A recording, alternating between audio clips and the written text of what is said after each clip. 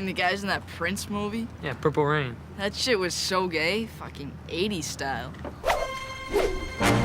Hey, never say an unkind word about the time. There's no doubt that every era of movies looks back on previous eras. One full generation before is far enough back to reflect on while still being fresh. So it's pretty common for directors and producers to make movies and TV shows that take place in that previous generation, in the generation they grew up in. It's a Wonderful Life goes from the 40s to the 20s, Back to the Future goes from the 80s to the 50s, and that 70s show goes from the 2000s to the 70s. And the same thing goes for the 2010s looking back on the 1980s. But this era seems to have more of a craze than a simple homage to the 80s. Countless movies and TV shows give meticulous detail to the movies, video games, and overall style of that era, all to critical acclaim and box office success. Nothing encapsulates our current obsession with the 1980s more than Ready Player One, a novel-turned-movie about a future world where people use virtual reality to relive old 80s pop culture and media. It doesn't get more 80s obsessed than that. I think there are several reasons the 80s phenomenon is so much more prominent than the nostalgia of other generations. For one thing, the 80s was the birth of audiovisual entertainment with the music video, creating a whole new art form that continues to influence movies today. It was also the golden age of teen movies. The teens watching those movies have since become the movie creators, and creating thematically complicated teenagers paved the way for casting more kids in lead roles. But I want to focus on the 80s phenomenon for another reason entirely. The perfect timing of the 80s created movies designed to be homaged to later on, movies begging to be revisited, and that's because of how the directors and producers made them. And to understand the 80s creators, you have to understand where they came from. Mid-60s to late 70s films, in a period referred to as New Age Hollywood, were defined by deviation from classical cinematic norms. These films questioned the Hollywood system, creating more experimental movies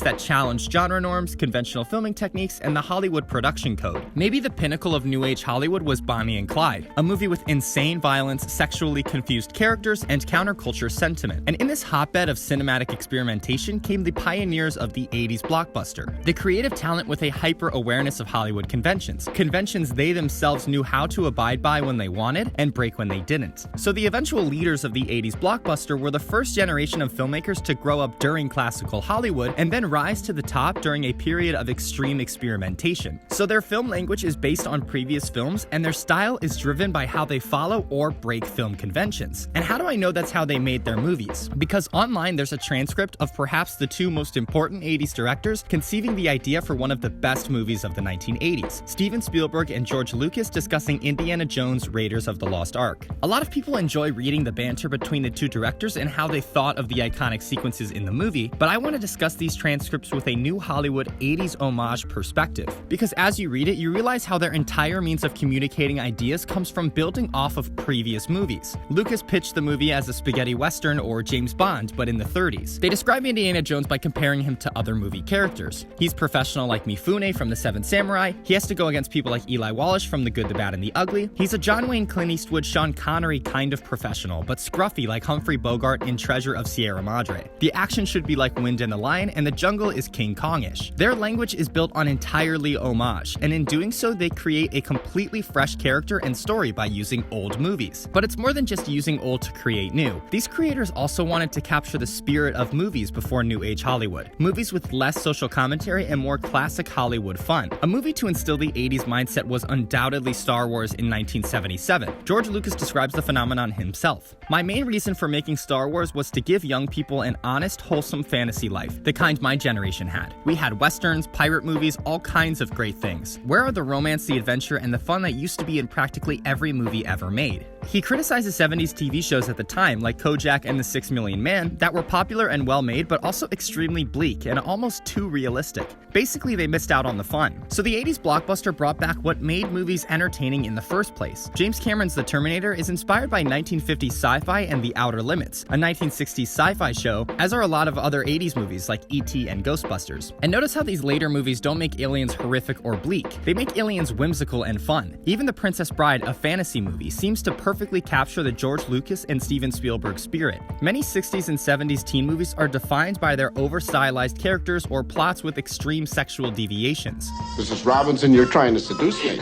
John Hughes was one of the first to create an honest portrayal of teenagers, one defined by clumsy romance and entertaining hijinks. I think Roger Ebert sums up what these 80s creators accomplished in his review of Indiana Jones. This movie celebrates the stories we spent our adolescence searching for in the pulp adventure magazines, in the novels, in comics, even in the movies. So I think that's the biggest reason why 80s movies are so popular today and why Stranger Things has dozens of 80s movies references, San Junipero won 2 Emmys, and it is the highest grossing horror movie of all time. The movies of the 80s capture the spirit of entertainment, and these modern homages want to do the same. When you watch another 80s movie made in the present day, notice how there's almost always some shot where we see what blockbuster is currently out in theaters at the time. 80s movies reinvigorated that Hollywood blockbuster, and that's why we look back to that time period when we're trying to do the same today. So the next time you see a big budget 80s movie coming out, remember there's some part of that director trying to capture the spirit that made 80s movies so timeless and fun to watch, because they really did have everything. Got any sports in it? Are you kidding?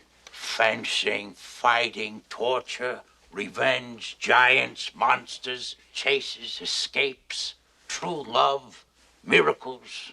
Doesn't sound too bad. I'll try and stay awake.